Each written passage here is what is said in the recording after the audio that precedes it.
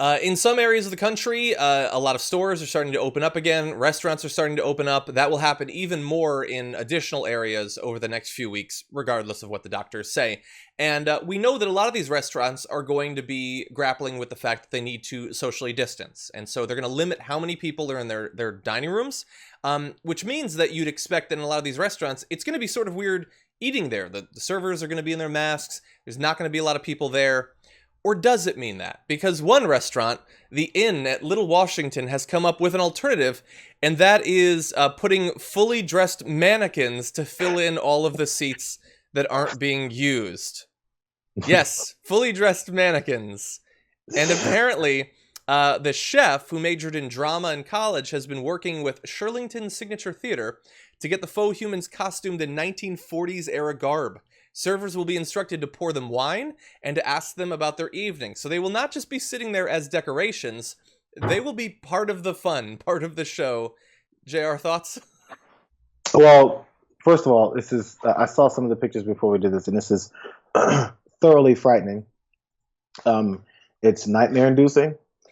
So if you can have first off, mannequins have never been a thing that's I don't know, appealing. The most appealing mannequins are ones who are faceless. You know, if you go to a Nike store, these are the coolest mannequins. Like The with Nike people. stores, they're like, and also in your sports stores, a lot of times they don't have heads on these mannequins, and they're not flesh colored. They're like silver or black or white or something like that, the actual color white. Mm-hmm. And then so it doesn't look like a real person, and it's just showing the clothes. If you see heads on mannequins with weird wigs and clothes on, and in positions of where human beings would normally be, it just looks like they're about to get up and move. It's a horror movie, and you've got a throwback ambiance like those tassel lights and Yep. old school garb. No, this is straight out of a hey. How about a challenge, you guys? This is a haunted hotel.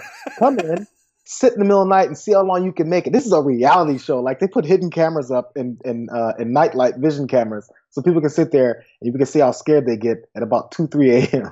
That's all this is, and it's great. I think a creepy room full of mannequins was always missing one thing, and that's knives being everywhere.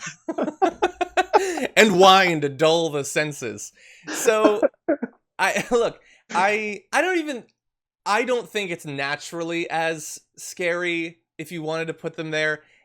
For me, it's the making the servers pour them wine and talk to them. Because, like, okay, you just say that as a sentence and then you move on. But really think about it. The server is going to pour wine and say, "Hey, sir, how was your day?" And then he's going to stand there and he's going to realize that he's being forced to do. I was a server for years. Mhm. I didn't want to ask actual humans those questions, let alone a mannequin. Yeah, how long do you wait for the non-answer to come? Hours, JR. Hours. No, but it's the problem. JR, the problem isn't when the mannequins don't respond. The problem is eventually when they seem to. When you finally lost it. This is going to start a whole new problem with restaurants in their some restaurants and their lack of serving certain folks, you know, exclusionary, discriminatory practices. So when black folks roll up in there and they're like, "Hey, so the mannequin continues to get attention from my server, and I haven't even gotten my main dish yet." Mm-hmm. It's going to start happening to where the mannequins are starting to get the serving attention, and we're sitting here just waiting Yeah. for our next one to come out. The sizzling fajitas, once they don't come out for me, I'm going to be very upset. Once they Yeah. go and sit at this guy's table, I'm pissed. Exactly. If they're feeding them. Yeah, I'm going to take wine from that guy's glass, by the way.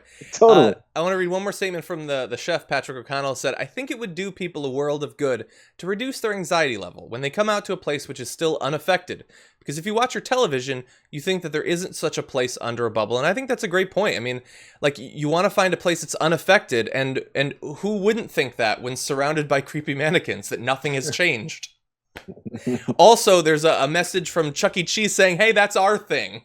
We put Oh my creepy God. animatronics." Oh my God. No, that's the next step. No, if it goes long enough, if they want to be nice and complete about this, you got to eventually make them move. Maybe they'll start talking. AI. And by the way, the servers apparently will be wearing custom-made masks bearing Marilyn Monroe smiles and George Washington chins. Okay, this other thing. There was, I think, a jeweler that opened and some other things in Kentucky or Texas, one of those states. I think it was Texas. Anyways, they said, "Yeah, we're reopened, but nobody's coming out."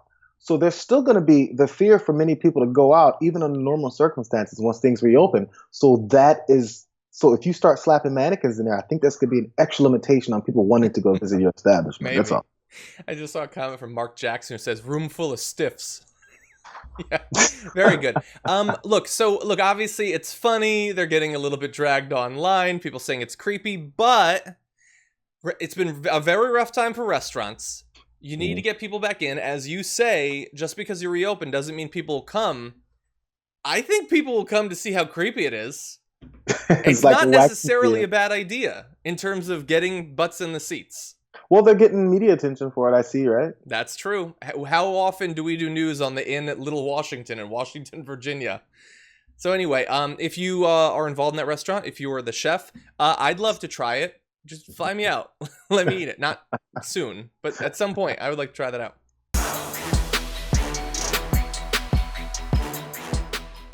Check out the Damage Report podcast each day, wherever you get your podcasts, whether Pocket Casts or Stitcher or iTunes.